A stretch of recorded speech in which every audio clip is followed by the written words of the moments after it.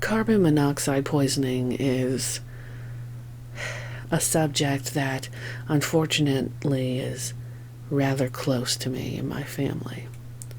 Now, this happened years, decades before I was born, but it's still personal and it still hurts knowing about it.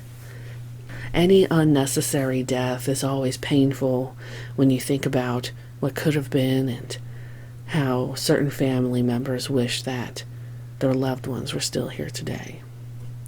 So this is very personal,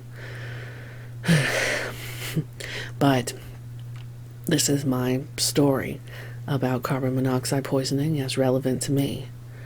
Now, I don't talk about my life too much on my YouTube channel, but I do believe in honoring the life of others and those, well, especially those who have had their lives cut short.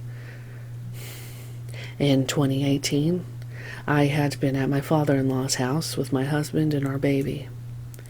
My child was a squiggly little wiggly boy, and my father-in-law had commented that my son would have loved my father-in-law's mom, so his great-grandmother. When he said that, I had asked my father-in-law, "Where are your parents buried, by the way?" And he told me the cemetery, and he said, "Oh yeah, they're in Red Bluff Cemetery next to my sister." My husband and I looked at each other, confused. I said to him, "I didn't know you had a sister." And there was a pause. And my father-in-law said, "Not many people do." As the story goes, his sister died by accident. Like these other stories about carbon monoxide poisoning, it was only an accident. Linda Mae Simek was born on December 10th, 1947 in San Francisco, California. Her parents were Edward Fred Simek and Maria Barbara Nappy. As the story goes, Linda's parents met in San Francisco, where her mother, Maria, who went by May, lived with her family. May's family were Italian immigrants that came from the Naples, Italy area. Of course, once they came through New York, eventually they got married, settled in New Jersey for a few years, where May was born, and then everyone moved to San Francisco. This was back in the 1920s, so forgive me, but I don't know what happened in the 20s for everyone to go to San Francisco. I'll have to research that later. Linda's father, Edward Fred, who went by Ed, was from Texas and descended from Czech immigrants. Ed joined the Navy and served in the Pacific Theater during World War II. On April 1st, 1945, Ed and May got married in San Francisco, California. They had Linda in 1947, as stated before, and a son named David, born in 1950. In 1957, they had their last child, James. At some point, the family moved back to Texas, settling around the Victoria, Texas area.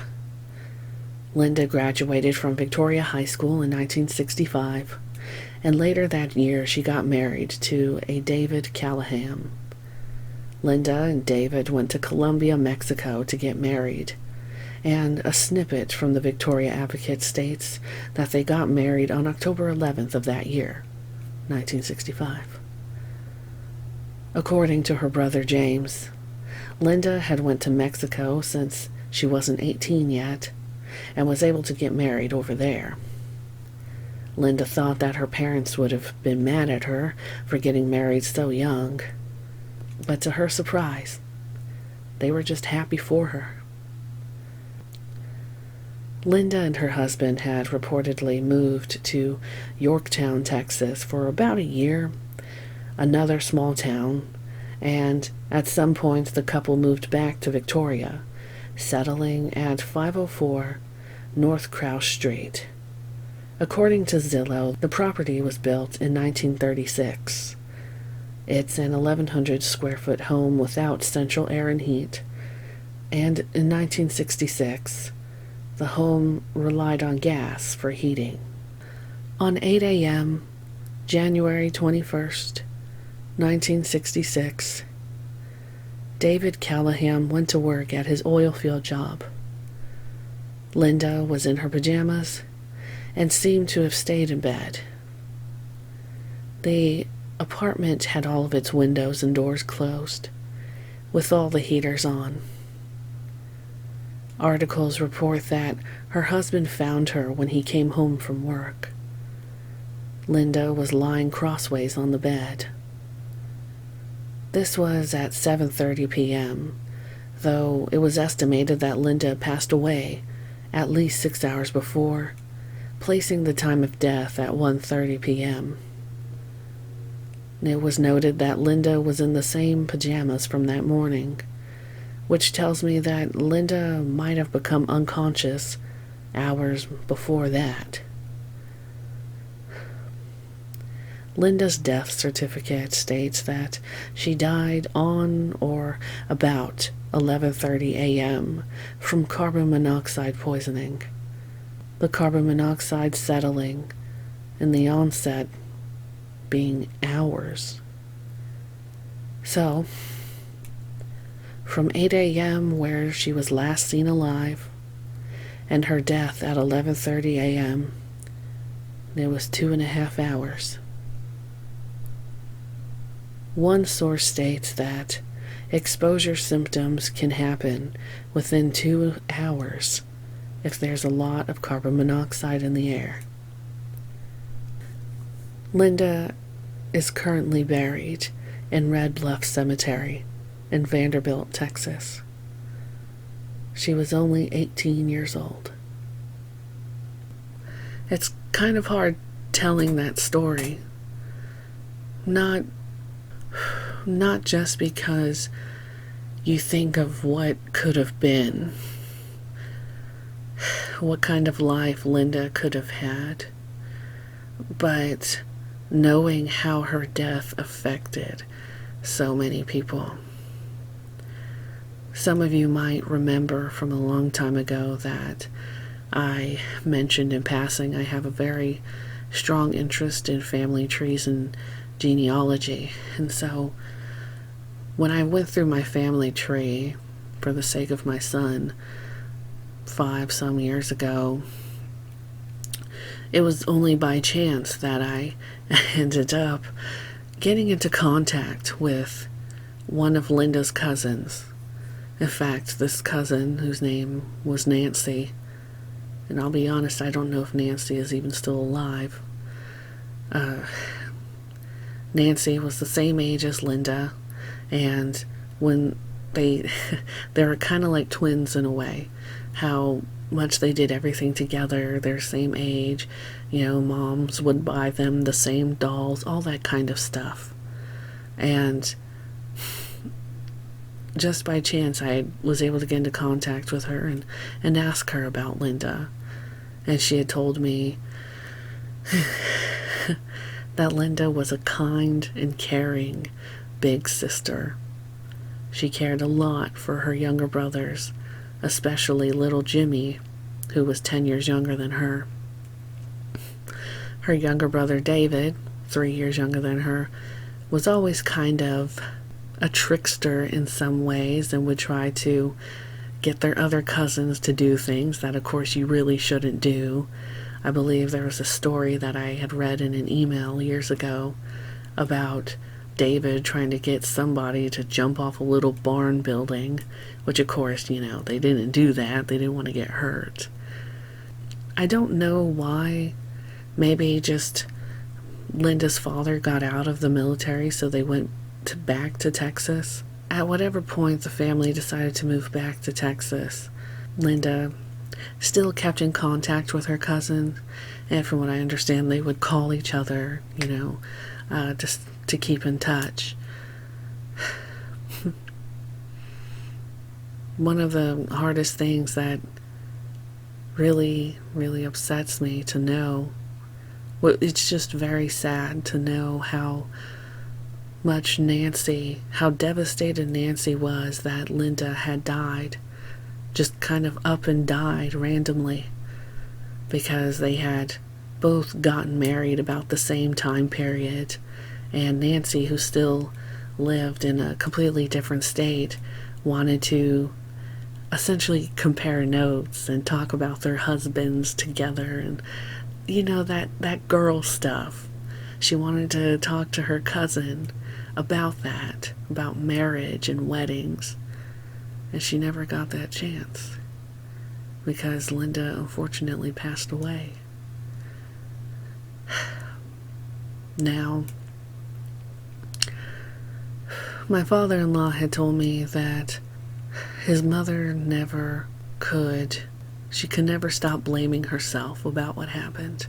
Linda's mother and her youngest brother James had apparently gone to visit her that morning, and supposedly when they went to visit the apartment, little James had noticed that just something was off, something was wrong, and that the front door was really hot.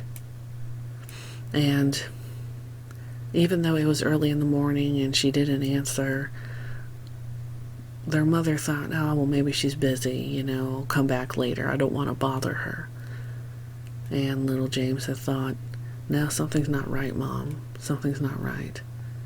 But they left and came back a few hours later, and she still didn't answer, and so they left again. And unfortunately, I guess the person who had found her, the only person who could have gone inside, was her husband when he got off of work. And multiple people in the family have told me that Linda's mother always blamed herself, that she could have done something, she could have saved her, that kind of thing. But, I talked about it with the other people, and I was like, I wish I could have gotten to meet Linda's mother, because I would have told her, realistically, as unfortunate as it was, she was probably gone the first time you got there. Sometimes that's the reality of it. And it's not anybody's fault. No one deserved it. And I wish I could have told her mother that you don't need to blame yourself.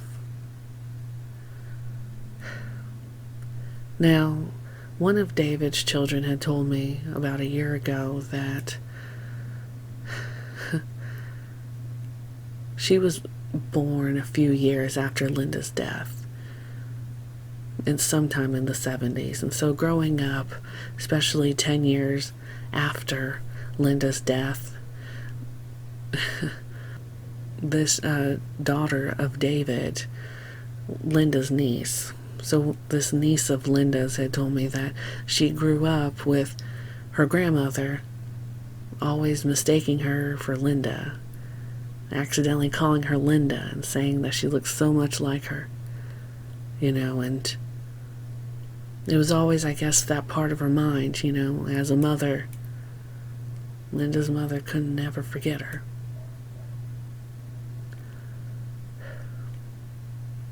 I know this is a pretty heavy subject, but, it's pretty near and dear to me.